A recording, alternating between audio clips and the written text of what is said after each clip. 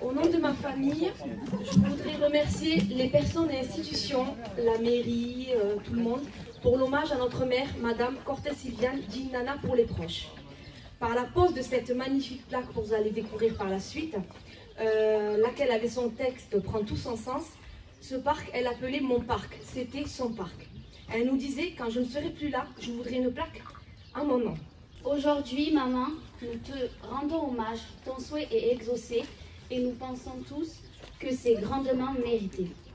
Tu t'es investi toutes ces années pour ta ville. Tu étais connue et reconnue dans les écoles et les établissements municipaux. Regarde aujourd'hui ta ville ne t'a pas oublié. Au nom de la famille Cortès, un grand merci à tous du fond du cœur. Merci pour cet hommage, merci pour votre présence. Il y a quelques mois, on s'était retrouvés ici avec beaucoup de collègues de l'équipe municipale que je saluais, monsieur le conseiller départemental, Rachid El Moudem, que je remercie également de sa présence, beaucoup d'entre vous, pour inaugurer cette aire de jeu pour les enfants que nous avons refait dans le parc Georges Brassens. L'aire de jeu inclusive, les parcours de jeu ici et ici. D'ailleurs, on me disait, en faisant cette aire de jeu, elle ne tiendra pas, elle sera abîmée, elle sera dégradée. Ben, quand on est arrivé ce matin, les enfants jouaient, les rires étaient là. Et monsieur, ça a brûlé? Ben, ça a donc été réparé. Et ça a donc été réparé parce que ici, on ne laisse pas ceux qui transgressent la règle l'emporter. J'en parlais et je veux saluer la police municipale pour son travail. Et quand on avait fait cette inauguration, vous étiez dans l'épreuve. Et la mémoire de votre maman qui a compté pour tant d'enfants de Montpellier, je m'étais engagé à l'honorer. Parce que Montpellier, ça ne peut pas être une ville d'ingratitude. Ça ne peut pas être une ville qui se développe, qui accueille des nouveaux, la vie des générations. Elle doit aussi saluer la mémoire de ceux et de celles qui ont habité les lieux. Habité les lieux. Et donc, cette plaque, je vous l'avais promise, et ben, nous allons la dévoiler. Et finalement, au-delà du nom de Georges Brassens, qui lui était un grand parolier français, eh bien, votre maman, qui a fait tant pour les petits Montpelliérains qui sont devenus grands, eh ben, sa mémoire va continuer à vivre dans ce lieu. Voilà. Et elle va sans doute dire, on va dévoiler la lecture du texte qui est écrit, mais va nous inviter à toujours être bienveillants, tournés vers l'autre, respectueux, à bras ouverts, comme elle le faisait avec de très nombreux enfants. Donc le stade Pierre de Coubertin, tout l'intérieur a été rénové. Ceux qui ont vécu dans le quartier depuis longtemps se rappellent qu'à l'époque, on avait une équipe de basket. Voilà, donc ça va être un des palais omnisport qui va permettre d'accueillir des compétitions sportives de rang national et aussi d'aider, de donner des créneaux à nos clubs, que ce soit le handi-basket, handi-rugby qui sont actuellement sur Rimbaud, au gymnase Rimbaud, notre équipe de futsal qui vient, bravo à eux, d'entrer en Ligue 1 et d'accueillir des compétitions nationales avec des gens qui viennent de toute la France. D'ailleurs, le 3MTKD, alors là, c'est pas le foot, a accueilli, tenu plusieurs fois des championnats régionaux et nationaux de taekwondo. Voilà, donc ça va être rénové. Alors, monsieur parlait des bancs. Effectivement, il faut qu'on en regarde les usages. Puis aussi là, pour aller jusqu'au bout du trottoir, parce que c'est pas très élégant ce qui a été fait. Donc ça, donc la fin des travaux, c'est juin ou septembre. Il y aura un moment fort d'inauguration, qui est un équipement sportif qui va être majeur, qui était en très très mauvais état. Et on fera évidemment pour les habitants visite spéciale avant inauguration. Et ici, ce lac des Garrigues maintenant est redevenu un lieu de vie parce que c'était, voilà, avec la base nautique Alice Milia, Tony Estanguet était venu inaugurer. Tony Estanguet, je me souviens, il avait montré ses médailles d'or des Jeux Olympiques. Est-ce qu'il y a des enfants qui ont vu la flamme quand elle est passée à Montpellier? Oui. Ah ouais, super. Parce que donc ça a été un des grands événements. Et donc ici, il était venu, il avait participé à l'inauguration, il a été très impressionné de toute la dynamique. Et un des enjeux, c'est d'en faire un lieu de vie. On va pour ça, grâce à Territoire Zéro Chômeur, il est où Moustapha, voilà, tout le monde le montre. Et ben, dans le projet, il y a l'idée d'essayer de structurer une petite présence commerciale, guinguette, rapport au livre. Donc ça va aussi aider, parce que ce lac des Garrigues, c'est le lac, bien sûr, des habitants des Hauts-de-Massanes. Mais il faut que ça devienne un rendez-vous pour les Montpelliérains dans leur ensemble. Après avoir remis les médailles aux champions et championnes, il y a des championnes, Manuela. Oui, voilà. Oui, c'est très important. Après, on va descendre vers le parc Sophie Desmarais pour appréhender le grand parc de la Mosson que nous voulons rénover, du lac des Garrigues jusqu'au théâtre Léo Lagrange, au parc Sophie Desmarais qu'on peut utiliser. Et d'ailleurs, au printemps 2025, à la Mosson, dans ce parc, il y aura une ZAT.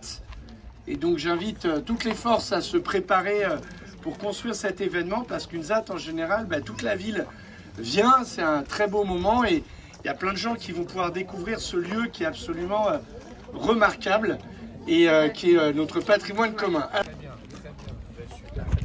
Vous êtes capsus ou pas? Oui, c'est bon.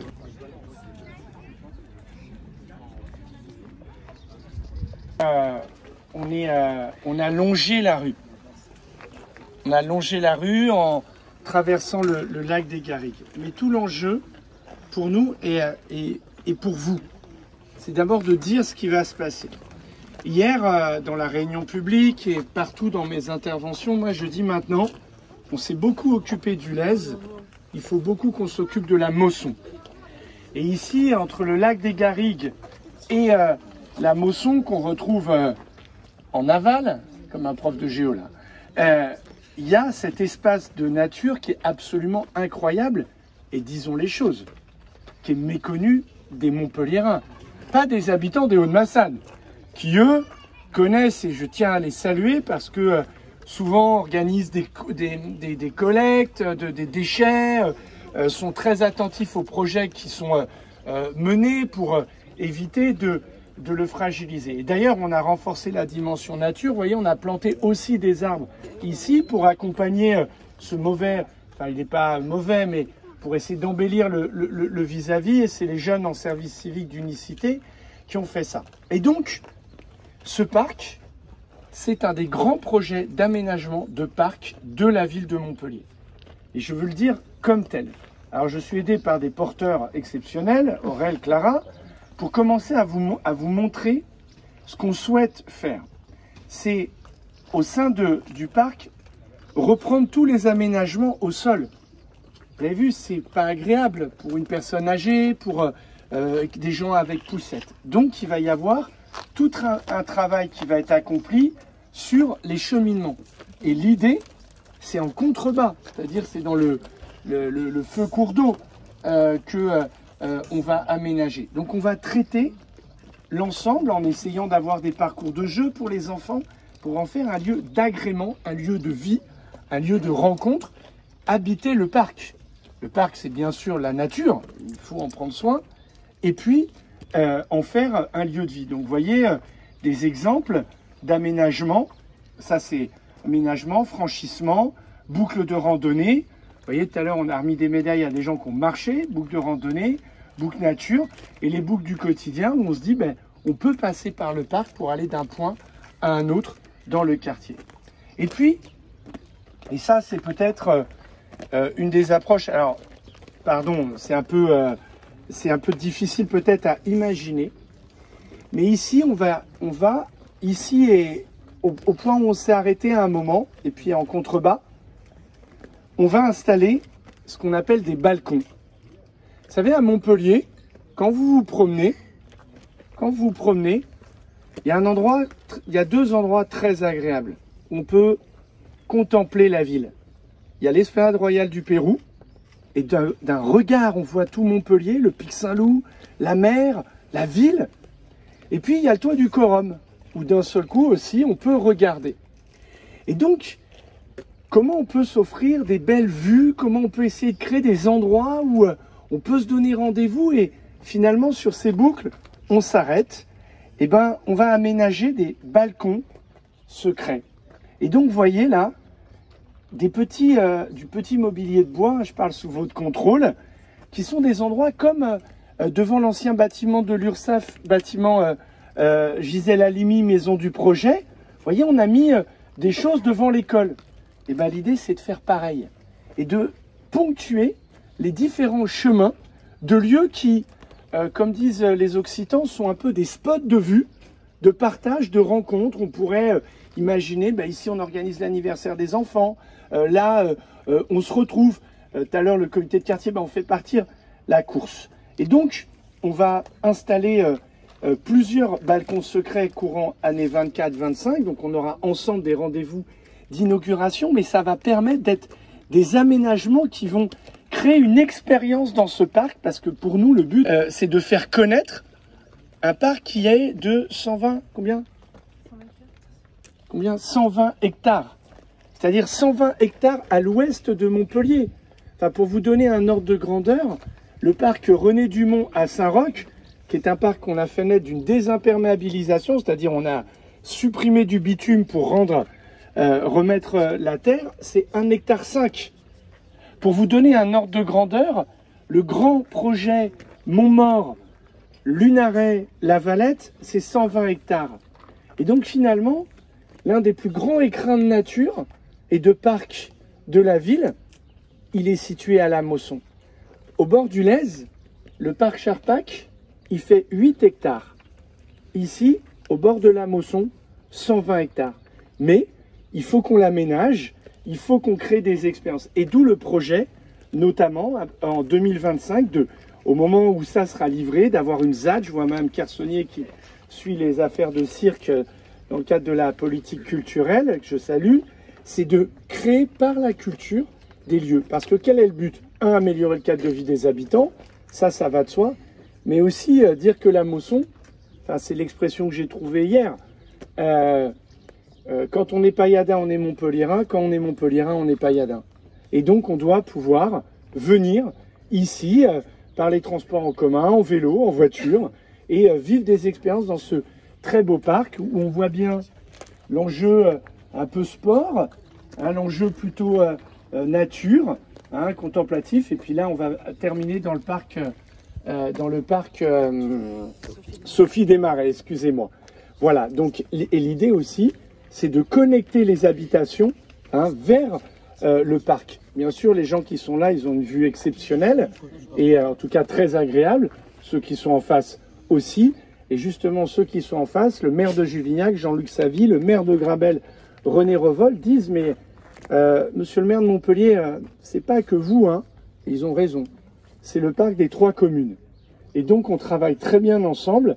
Et nous avons comme projet, vous voyez, ici, de faire à terme une passerelle qui permettrait de franchir la Mosson pour rejoindre Juvignac.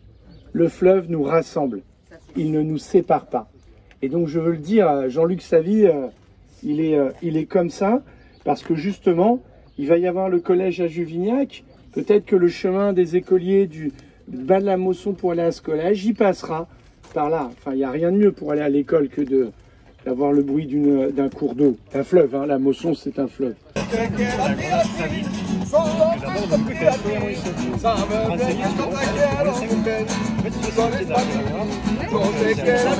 On est parti des Hauts-de-Massagne pour descendre dans le quartier de La Mosson, dans le parc Sophie Desmarais.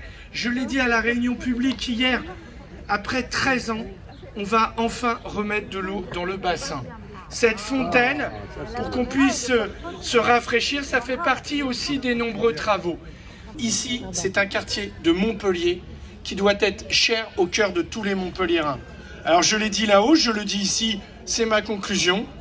Quand on est pailladin, on est Montpelliérain. Et si on veut être Montpelliérain, il faut avoir le cœur pailladin. Merci à vous, aidez-nous, on est au travail, on lâche rien. Pour la paillade, la Mosson, les Hauts-de-Massagne, pour Montpellier. Musique, mon cher Edmond. Baila, baila, baila, baila, baila, baila, baila, esta rumba gitana, que yo siempre cantaré, pero yo siempre cantaré, pero yo siempre cantaré.